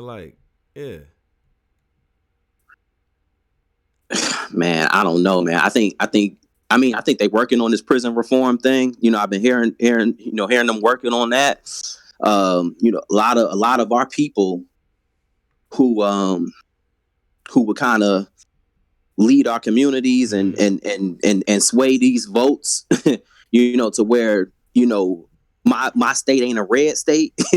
Once these people are able to vote again, and because they starting to pass certain laws, I think that'll change a lot, man. As far as like it'll make things more even, so to speak, in regards to our vote. Okay. In certain states. So I'm looking at prison reform. Well, we got the bill. I mean, you still have to. Listen. I don't care who it's from. That bill was great. Like it was a good bill that was signed. The crime bill, well, not the crime bill. The Prison Reform Act, like that Trump signed. You got to give credit where it's due. That actually was a good thing to do. Now, on my list of things to do, infrastructure, particularly for inner city, like urban areas in particular. This is where we all live. Fix our shit up. Can we do that? Because we've done this in other places. We've done this. Fix the shit around us. Make it look nice. Do that. Because it'll put a lot of people to work. You know what I'm saying? We gotta have self-love, bro. Like most black people, I ain't gonna say most, but half of us feel like we not proud. We proud of where we come from, but we not proud enough to be like, I would ever live there. You know what I mean? We have to build our thing. Is like, okay, so if they did an infrastructure bill that focused mainly on this inner city or mainly on the areas that we're at, the things that we take advantage of, and that opened up jobs for us to have too, then we build that shit up too. Like you get paid for doing that. That's what the shit is. You know what I mean? Like those skilled jobs, like people take advantage of that. Like whatever businesses, whatever moves in there, that would be employment for us too. So like I feel like they could do an infrastructure bill and it would help us out a lot. And I think of course school choice. For sure. Hey, Tony, what's your thoughts on possible segregation? I think segregation just doesn't work in America. At some point, one group is gonna be over another group. Like, it just doesn't work. We don't have the ability as a country to split it in half and provide equal resources to the other groups. And because of that, it naturally results in war, if not slavery, if not some other form of oppressive bullshit, because humans are just conditioned this way. You can't do that to people. That's kind of the implied, you know what I mean, breakdown of the Constitution. Like, you can't do that to people. Like, America can't function this way. It naturally leads to war. So it's either the end of the country or slavery or Jim Crow. Like, it's either the end of the country or the shit we went through. Like, that's it. And there's no in between. So maybe I meant like segregated.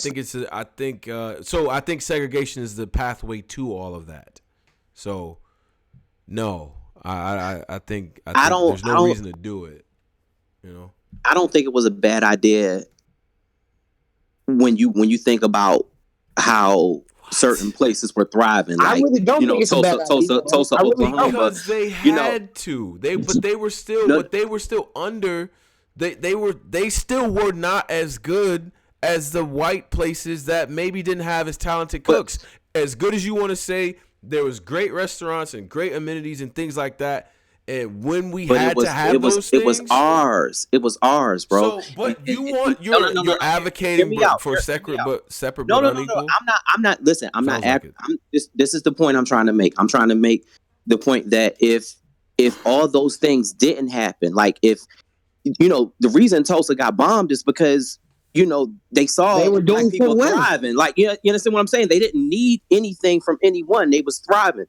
And they literally dropped bombs there. You understand what I'm saying? So now it's to the point where you fought for desegregation. People died for that. So it's like you can't really go back now. And especially just the way things are set up now, I don't think it would be conducive for us to go back. But the initial thought of it isn't bad.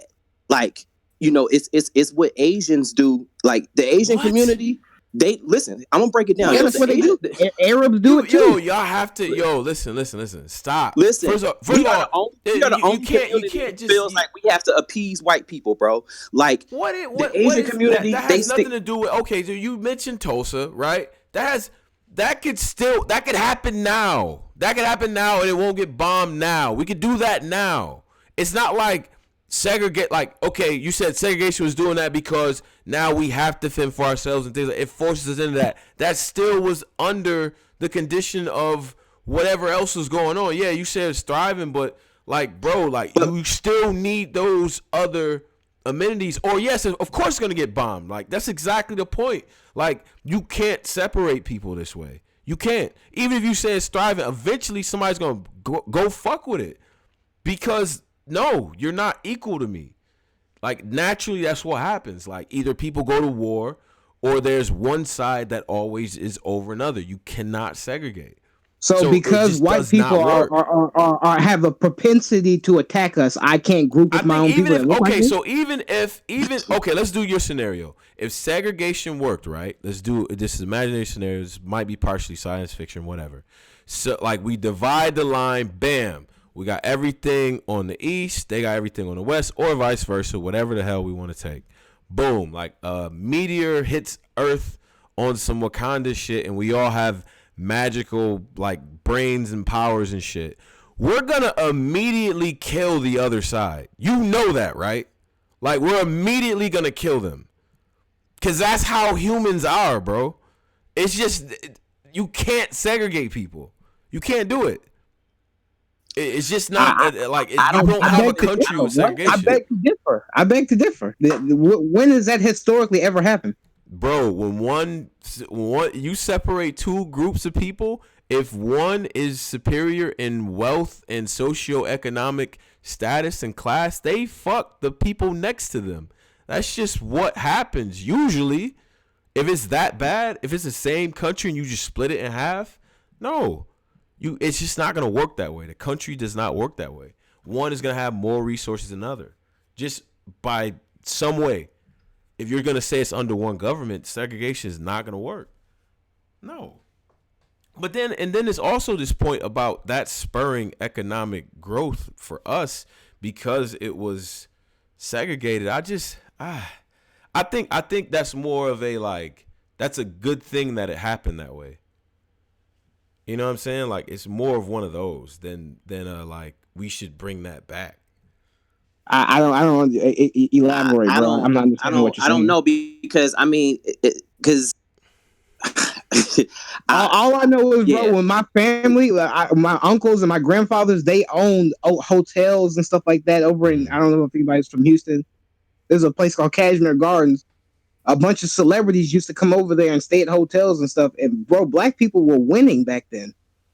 That's not, first of all, not everyone. Not every, bro, and but it's just, still, it's not. We had something. We have nothing now. We have nothing. We have nothing now, bro. We have nothing. We own barbershops and hair salons. Most people back then were very like, they would kill to have a lot of the shit that we have now. Like just as a population, we're definitely. He's talking about assets, bro. You're talking about owning. You're talking about owning land. We're in position to get land. People are. Bro, I'm talking about owning land, having businesses that are for us. Like that, us. We own it. It's for us. We don't get things passed down to us because essentially our forefathers was fucked. Yeah, I mean, well, our descendants were fucked. You know what I mean? Yeah. So we are now, it's a popular thing to where, okay, I want to do X amount in my life to pass it down to my child. We were even, it's almost systematic that we was taught like, oh, nah, you got to struggle like I did. How many of your parents said that to you? Like, oh no, I won't do it. Like, we don't even have that mindset. Wait a minute. You kind of like, I mean, so I think yeah, go ahead, say it again. Yeah, I just think, man, it's more about building a sense of community, man. You gotta really want to support black business first of all. You know what I mean? You can't say you about the people if you don't support black business, or at least try. And shout out to Killer Mike's thing on Netflix. That was pretty dope. But I think it starts with that, man. Like, we just got to have a sense of pride, man. We just got to want to keep the dollar in our community. Well, but I think you're pointing to a mentality, and none of this has to do with actual segregation. You're talking about a mentality. If you need segregation in order to make this type of progress you're talking about, we're even more fucked up than I thought. God damn. That's what it takes for us to have pride in self and buy from each other and have our own things and own things and go for stuff and pass things down generationally. That's insane. With the constant state of attack that we're on. Yeah. It's getting to that point, bro. Let me get DC in here. DC Trey. I got DC Trey unmuted. Let me do that. Now, and it almost does sound like when we have this reparations talk that you guys want us to all group to get, like, the idea would be, or reparations, the segregation talk would be that, number one, how would this work? Like, we would get a part of the land, or we would be separate from them. We would all live together, and then what? Like how would this work? Nah, bro. Black people are never gonna come together like that. White stuff. That's a dream. They can't use black stuff, bro. That's a fairy tale. We're never gonna come together. Too many black people are in love with white people. That's never gonna happen. I'm not thinking about that. Okay, well, imagine if it just happened like that. And your idea of this is that no black people would use white people amenities and vice versa. For reparations, we're gonna give half of it right back to white people. That's guaranteed. Okay. Well, what do you do with what do you do with the federal government? Like, how do you manage the government would be interesting, right? Because how would representation work, right? Would it be one government? Would it be two different countries? How would this thing coexist? I don't know, bro. We'd have to see, man. well, like an expert. I'm just kind of kicking around ideas, to be honest, bro. All right, my guy. I'm gonna leave you alone, man. Let me get DC. DC, you on, bro? DC is on. I don't even hear him. Was it JD wanted to get back on? I see Gunna in here. There was one. Hold on, Gunna. Let me see something real quick. That was interesting though. That whole thing. All right. So let me get Gunna on. Gunna, what up? Rochester, what up? Yo. Hello? You hear me? Yeah. Hello? Sorta. Yeah. Yo? Yeah. It sounds like you talking through like a cave. No. I got my ass. Yeah. That shit sounds. Yeah. My bad, Tony, bro. Nah, I was just saying, like when they got some interesting. Oh. What'd you say? I can't. Guys, something that's always a I didn't hear any of that. start a It's like, war. you gotta. Yeah, I can't really hear you. For me now, yo, Tony, bro. Is that just me that can't really hear him that well? Like, let me know, but because I don't wanna cut the brother off, but. Whew. I know. You hear me now? Yes. Yeah. Go ahead. Like if they saying like we do a separation, and you don't think What? Wait. What? Like no. Like they saying basically it's good to do a segregation. Like they saying that's good, Okay. and I think that would be that's bad. Like that. Oh, I okay. agree No, with you. it's not even that. You keep cutting out on my end, and now I have an echo. It's weird. Like I can't really. Yeah, just mic down and come back, and we'll talk because I can't really hear you that well. Like, let me know in the chat if you can hear him better than me. I can hear him pretty well. Yeah, he's not cutting out for you. I can hear him like what he's saying though. Oh, okay. Like he's kind of You cutting can't hear me out. at all, Tony, bro? You can't hear me at all? I can hear, like, I have an echo too. Like, yo, mic down, come back. You gotta have to get rid of the echo. All right. All right. So let me and then it sounds like you far away. I don't know. It's like all types of effects and shit. They said phone services reparations. Like, shout out to the chat. I'm gonna get Gunna back in here though. That's a fact, man. That's my man's. But nah. So let me get DC Trey. I'm gonna try Trey again. Gunna, I'm coming back to you. We can talk. DC, what up? Hi, can you hear me better now? Yeah, I got you. Finally. What's up, man? Talk to me. Talk to me about things. I want to hear it.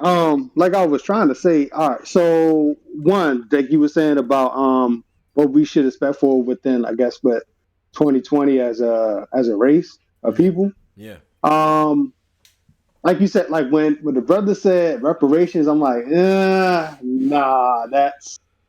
I agree with you, with the infrastructure. We do need to get that right, especially with these roads and stuff like that. Because in our neighborhoods, especially, that's what I was saying. Where we live, let us imagine this. The government gives out the loans, they get the company. We work, we get those jobs. Like we work those jobs, we rebuild our shit, and we get paid for it. Like that people take those jobs. Our people. That's a fact, and that's a fact because like I said, like you said, I'm from DC, but I live now in Baltimore. But it's like now you start seeing right. So now you're seeing a lot of gentrification happening in DC, but now it's starting to peer over to Baltimore, where a lot of people are being pushed out and being pushed into the county areas. But a lot of the areas that we do have with abandoned houses and stuff like that, those lands and properties are being bought up by major universities.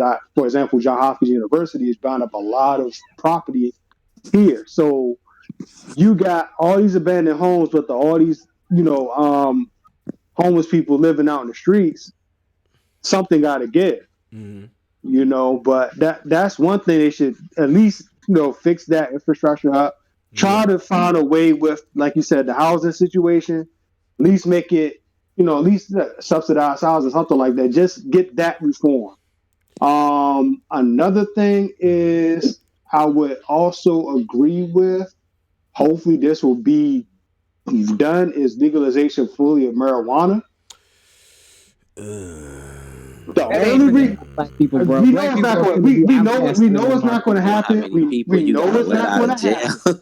We know it's not going to happen fully. But if you look at the states that do have it legalized, there, the amount of income they have generated, That's a fact.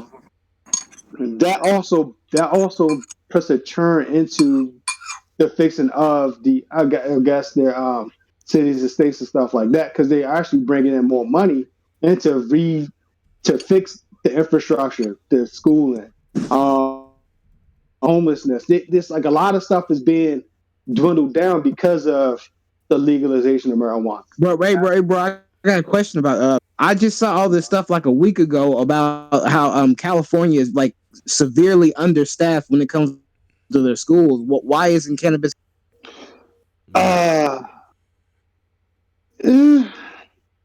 It's a lot. I mean, I'm not sure how the school system works out there. Yeah. To be honest with you, so I really can't say per se. But I know here it's like, yeah, granted, you have these schools that are understaffed. Yes, you do have schools that actually tend more to the well off students that actually are above the grade level or whatnot. Because I look at it as baby because of how we as parents are raising our kids. We look at it as schools is just another place to send our kids away to give ourselves a break instead of being there to help them out. That's the issue that a lot of public schools are going through. So you're saying that because a lot of people, if they're able to get their kids into say private schools or charter schools where they have to pay for it, they can't afford it. So they're looking at, well, I'm better off sending my child to public school to get public education. Yes, it's going to be overpopulated because a lot of people are not able to afford the tuition or the financial aid or the loans and things like that can help it out. Lessen the blow. What that about also an issue? I mean, what about when it comes to public, so like, what if we just raise the the salaries of teachers, just like pay teachers more up front, subsidize that shit up front. I mean, I don't understand. Well. I mean, that would be the best thing ever.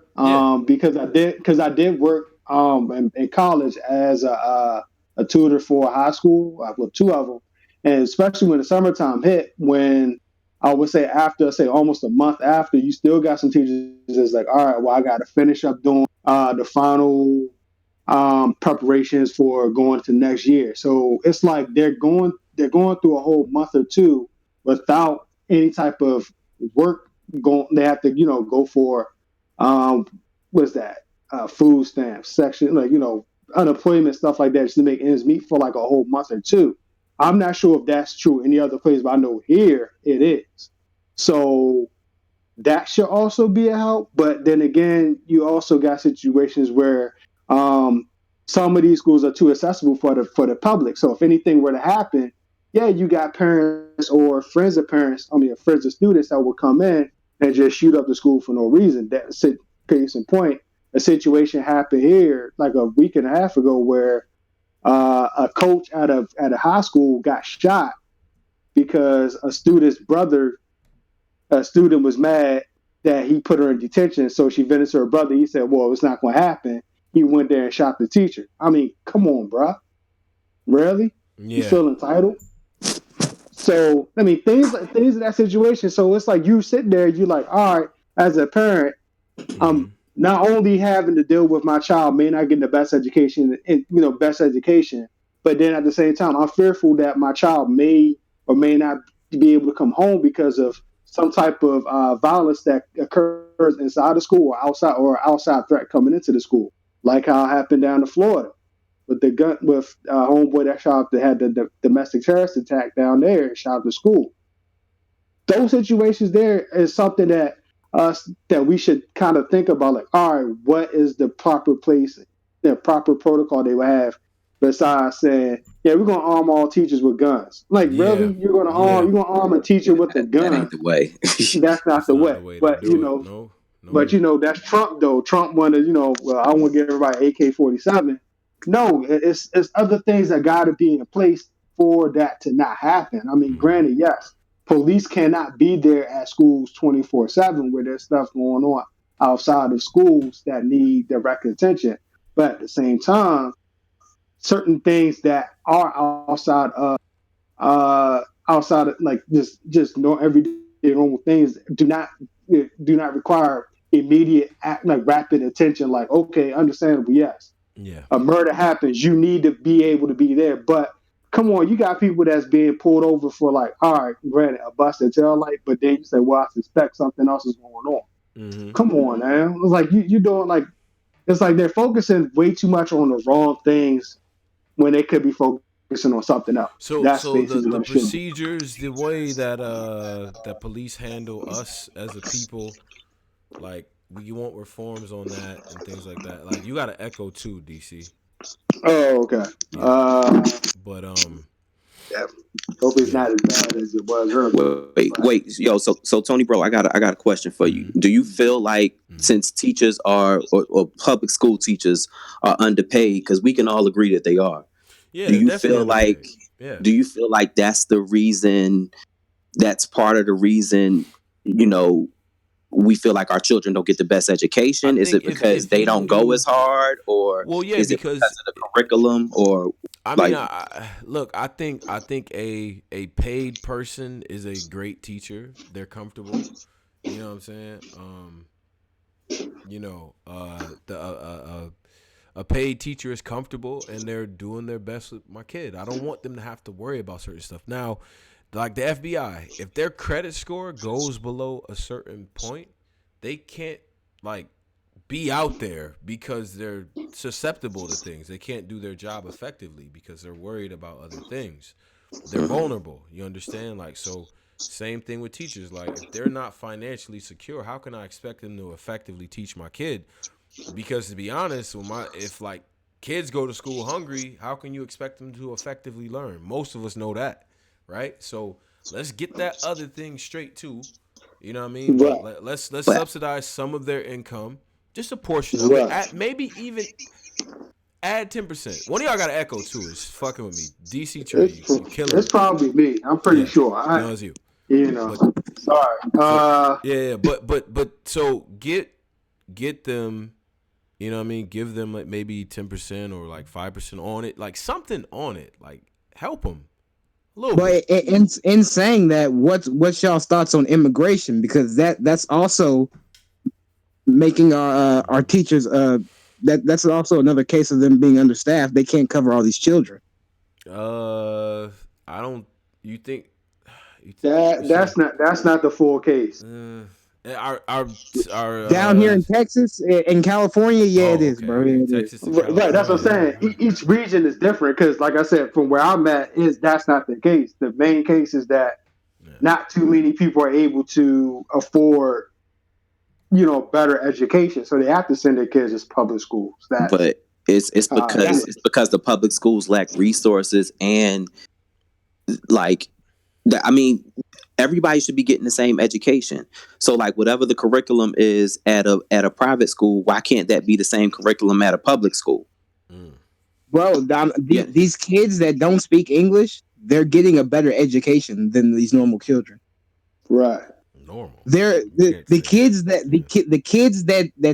don't speak English, they're getting taught how to use a thesaurus, a dictionary, probably getting taught how to write cursive.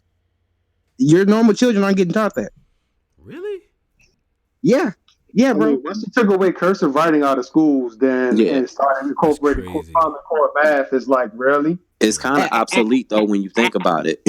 Ask your average child if they can use a dictionary. Then ask a child that only knows Spanish.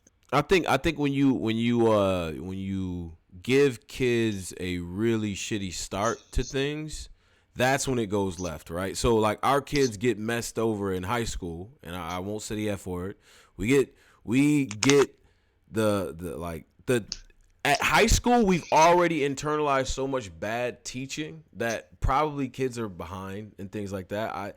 Some of us are fortunate enough to go to be in the APs and like the honors and all that, but every kid is not taught that way. Like every kid is not that way or whatever. And I think the ways that we teach kids have to change. Like there's different types of people. People learn in different ways, and we had to like at least foster that when they're younger. Like early, like childhood education is important because by the time they get to where they need to go, you want them to have certain skills. Like that early education is important. Like it's just we're not teaching the right things. Like That's true.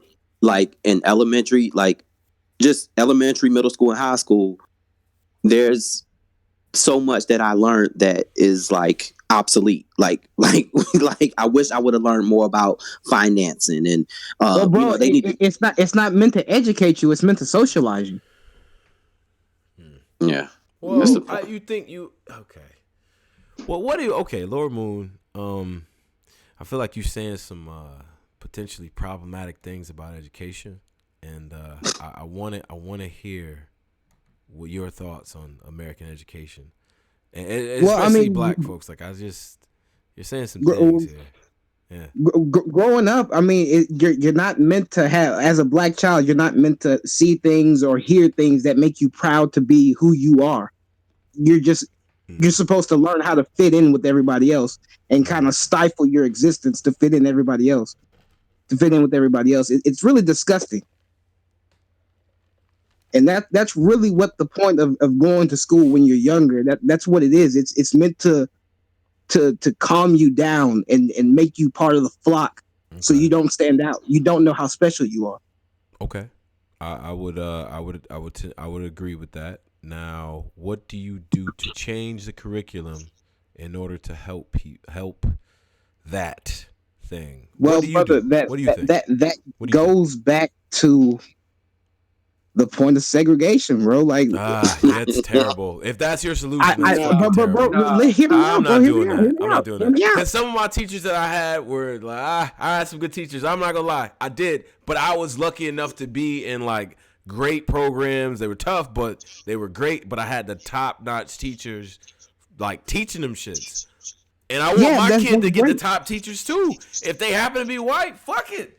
Go teach how can you dictate who's a top teacher and who's not, right? That's true it's based off of the curriculum. Thing, though. Not enough. This is what I was gonna get to, because I'm all about self-empowerment, self-improvement. Not enough brothers as teachers. What's up? What we gonna do? That's on us. Even if you were a teacher, we gotta hold out. But even if you weren't a teacher, bro, you can't teach to the black children. You know what I'm saying? They've made it like damn near illegal for you to be like, this is black history or things like that, or tell black children about themselves. So if a black man is a teacher, you don't think that changes? No, he still has to teach within the system of. But why can't? Not necessarily. You ever had a great black teacher? I feel so bad for you. I have some great black social studies and history teachers, and they taught us some shit. Shout out to Mr. I ain't gonna hold you. Shout out to Miss Dilbert. She taught me some shit. Like and they was the most strict. A black history teacher will change your whole shit up. Bro, that was like what? That was what, 20 years ago, bro? No. That was not 20 years ago. I didn't graduate. Okay, fuck you. Like high school, I had some pretty good teachers. Like I ain't gonna front, but I had a couple of two very good black teachers, and they both happened to be in history. And I was like, yo, that's fire. Now, if it was more of us joining that field, my point was us joining education and teaching. I feel like we could have an effect. So I say that as a teacher, like a guy who taught for 2 years, and the kids absolutely fucking were, they were crazy about me. But and in my class, my shit was tough. So, but it makes a difference when we doing it. That's what I'm trying to say. It's true. They gotta pay more because niggas ain't taking them jobs. But right, because from my standpoint, from me, because when I was going to high school, that I went to a predominantly white high school. So our population was say 93% Caucasian and 7% minority. So most of our teachers that we did have, like you said, was white, and the only black teachers that black people that work in the facility were either for the kitchen, gym, or also the dean of students. That's really didn't have many, but there were times that, like I said, I was the only black guy in the class, but based on the type of education I did receive, it was like, okay, I did take, black literature for English class. I did do poetry and stuff like that. And it did, and at the end of the day, it did help out because it's like, all right, I did learn a lot of stuff. But like you said, when Black History Month did come and we had our Black History, of course, our Black History Month assembly, every white person there is like, oh my gosh, why are we doing this? And, every black person there is like, bruh, let's get this going. But, I mean, things happen. I mean, I appreciated the lessons and values that I learned from my high school because it gave me, a better sense of life. Like, okay, even though you are that you had prior, but it's still you got white people that even though you may be smarter than them, they feel better. They are better than you. So that's the kind of education I grew standpoint that is more of a social type of thing in high school. Like I told my daughter, when you in middle school, you'll learn your place in life, whether the overachieving nerd or that slacker type person, the person that fits right in the middle. Yeah. Compared to when you get in high school, it's like, all right, that's when you kind of like either you're going to build yourself up to be on whatever level you want to achieve, or you can just stay there and just, what, I just want to do enough just to get by. That's about it. That's how it is. Okay. Man, I went to public school, yo, and yeah, go ahead, Mark. Finish this out. I ain't got no complaints. I don't really feel like somebody who went to private school can firsthand how bad public school. Like, you got a lot know in the bad about public schools, speaking on it, Yo, y'all kind of cutting out. Like, I can't talking about the hood. Wait, Marsh, hold on 1 second. Hold on. You kind of cutting out on my end. I can't really hear you like that. But so hold on 1 second. Yeah. Hold on. Let me I'm gonna leave and come back. All right. And besides that, one of y'all still have that echo. That shit's killing me. Marsh, go ahead, bro. Go ahead. Yo, you can hear me? Yeah, I got you. Yeah, man. Like I said, it just sounds like, I can't speak about private school because I never went, so I don't know how greater the education is, at a private school as opposed to a public school. I know I have complaints about it. I'm not, you send your kid wherever you want to send them. You know what I mean? But like, you can't say, oh, public school is terrible compared to private school if you ain't never been in private school. Like, I just think people be saying things that they don't really have knowledge about. Right. Like, and I agree with you on that because, I mean, granted, yeah, I did go to private school and public school because after I graduated high school, I went to Morgan. So that's like, about as black as I can get, you know what I mean? As far as like being close to home. So I understand everything you're saying.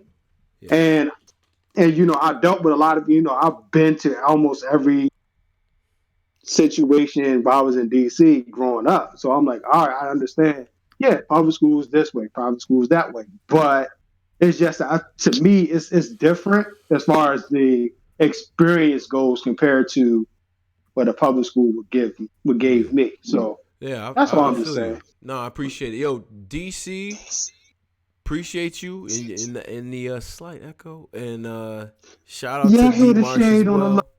No doubt. Don't get fried. All right, bro. All right, yo, shout out to both of y'all, man. Know what I mean? Shout out for coming up, giving y'all opinions on things. Salute to all the guests that were in here.